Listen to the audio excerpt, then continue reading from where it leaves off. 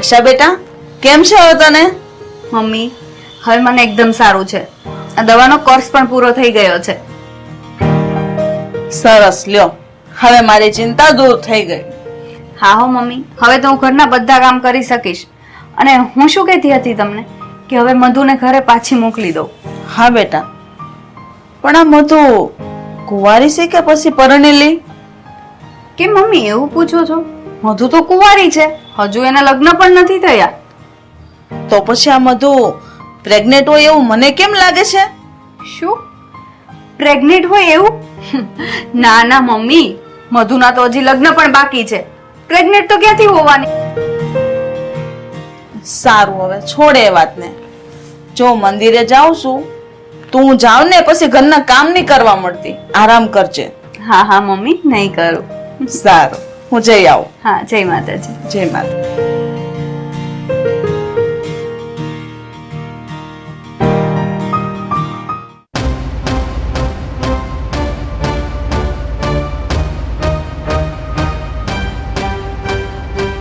મધુ, કેમ ઉલટી થાય છે તને? કેમ, તારી તબિયત ખરાબ છે? હું તને પૂછું છું, શું થયું છે તને?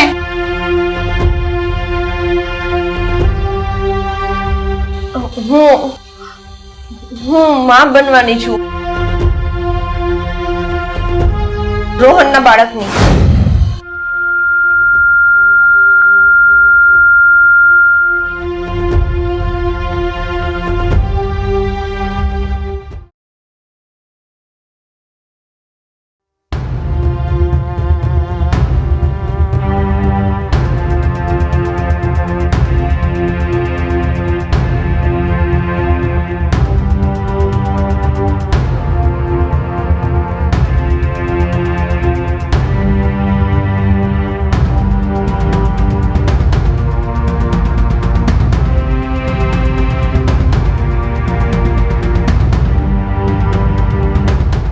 મમ્મી, મને અહીંયા શું કામ બોલાવ્યો છે? શું કઈ થયું છે? હા, એક તો તું છુપા કાંડ કરો છો અને પાછો મને પૂછો છો કે શું થયું છે? આ મધુ અને તારા વચ્ચે શું હાલી રહ્યું છે? હું તને પૂછું છું. જો મમ્મી, હું મધુને પ્રેમ કરું છું ને એની સાથે હું લગ્ન કરવા માંગુ છું.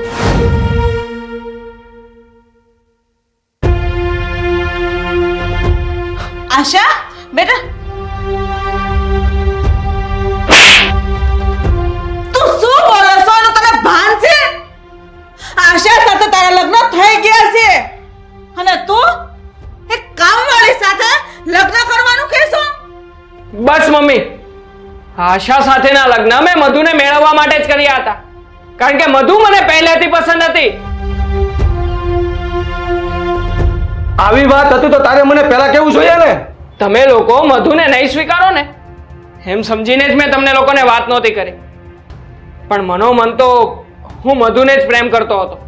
રોહન, તારા લગ્ન આશા સાથે થઈ ગયા છે, એ જ તારી પત્ની છે. પણ પપ્પા, આ મધુના પેટમાં જે બાળક છે ને એનો બાપ હું છું. ઠીક છે, તો ઈ બાળકનું હું એવોશન કરાવી દઈશ. અને મધુ એક કામવાળી છે ને એક કામવાળી સાથે હું તારા લગ્ન તો નહીં જ થવા દઉં. નહીં મમ્મી, તમે મારા બાળકનું એબોર્શન કરાવવાની કોશિશ પણ નહીં કરતા, કારણ કે આ મધુ મારી થનાર પત્ની છે. મને મારું બાળક કોઈ પણ સંજોગોમાં જોઈએ છે, સમજ્યા? ચાલ મધુ.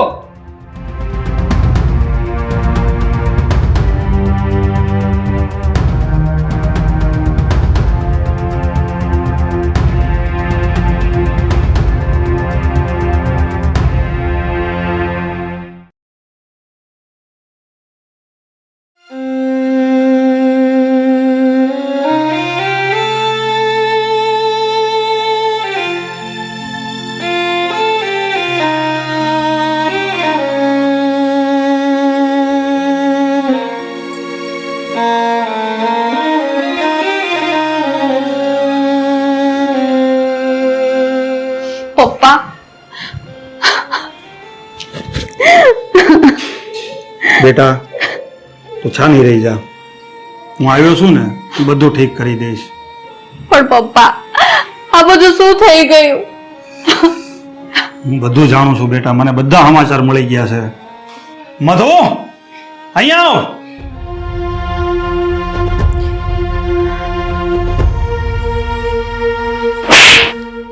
સાલી નાલાયક, તે મારી સાથે દગો કર્યો, મારી દીકરી સાથે દગો કર્યો.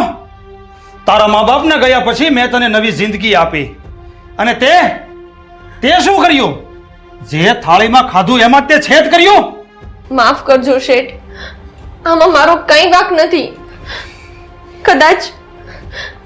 કદાચ વિધાતાએ જ મારા અને આશાના નસીબમાં આવું લખ્યું હશે.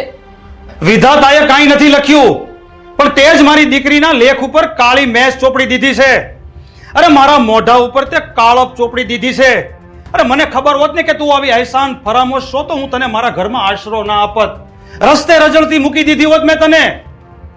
જા અત્યારે ને અત્યારે મારી દીકરીના ઘરમાંથી બહાર નીકળી જા અને ફરીથી ક્યારે અહીંયા પગ નહીં મૂકતી. મધુ ક્યાંય નહીં જાય પપ્પા. મધુ મારી થનારી પત્ની છે, એટલે હવેથી એ આ ઘરમાં જ રહે છે. ચાલ મધુ. બેટા રડીશ નહીં મારી દીકરી, રડીશ નહીં તું.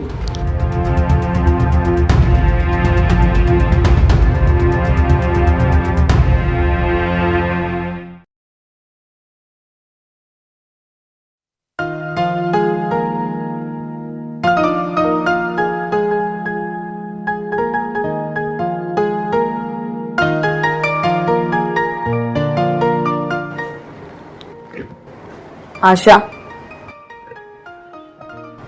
મધુ હોસ્પિટલેથી ને ના બાળકને લઈને ઘરે આવી ગઈ છે.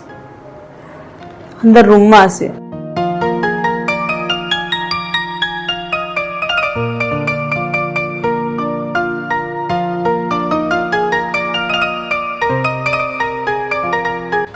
માવો દીકો.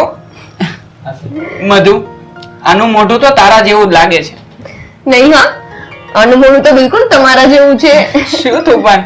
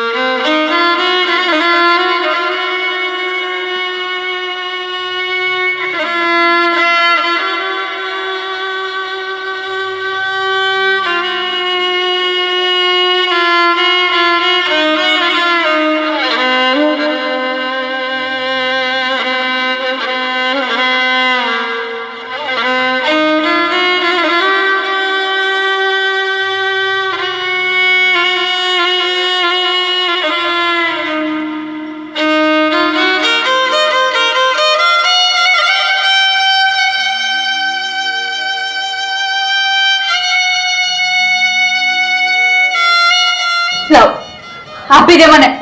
મારે નથી જીવવું, મારે મરી જવું છે. આપી દે. ગુનો મેં કર્યો અને એની સજા તમને મળે નહીં.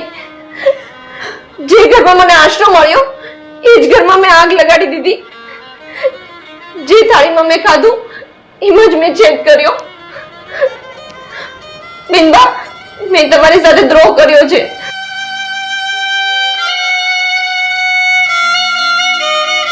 મધુ, મધુ છોડ. હા? મધુ, મમ્મી, પપ્પા, રોહન જલ્દી આવો. મમ્મી, મધુ. મધુ, મધુ શું થયું? મધુ બોલ. મધુ, બોલ.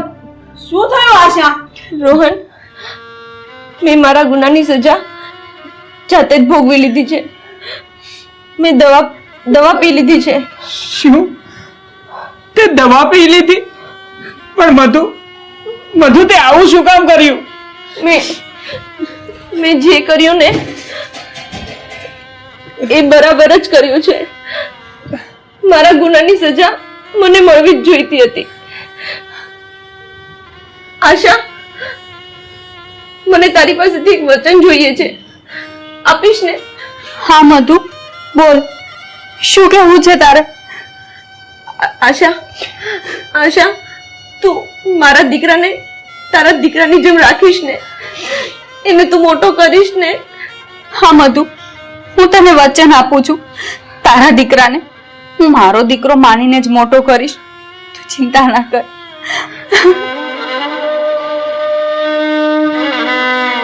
મધુ, મધુ મધુ શું થાય છે? પપ્પા હોસ્પિટલમાં ફોન કરો જલ્દી. મધુ મધુ મધુ મધુ પપ્પા જલ્દી ફોન કરો. મધુ, મધુ મધુ મધુ, આ શું કર્યું તે?